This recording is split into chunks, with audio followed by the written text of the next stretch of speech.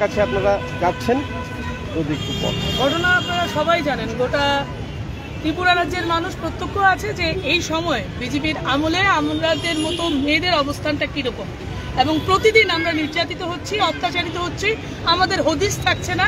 এই রাজত্বে আমরা কি আদৌ নিরাপত্তা নিয়ে থাকতে পারবো কিনা এটা জিজ্ঞাসা করার জন্য আমরা যাচ্ছি পুলিশের সেই কার্যালয়ের সামনে, ডিসি অফিসের সামনে। কারণ পুলিশও আজকে একেবারে নীরব দর্শকের ভূমিকা পালন করছেন। যারা রক্ষক তারা যদি মেয়েদের কোনো রকমের নিরাপত্তা না দেন, তো সেই রকমের পুলিশেরকে আমরা কি বলবো, লজ্জা আমাদের নয়, ওদের নিশ্চয়ই লজ্জা। কারণ এই সমাজের সবচাইতে গুরুত্বপূর্ণ অংশ তাদের মায়ের জাতকে তারা রক্ষা করতে পারছে না।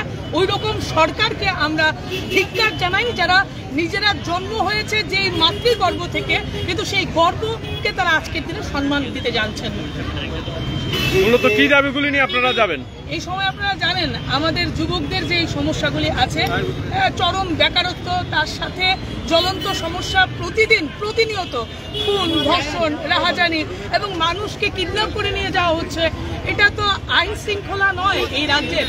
এবং আপামর জনগণের যে সমস্যাগুলি, এটা নিত্যদিনের যে সমস্যাগুলি আমরা দেখছি, এই সমস্যাগুলি নিয়েই আমরা পুলিশের কাছে যেতে চাইছি।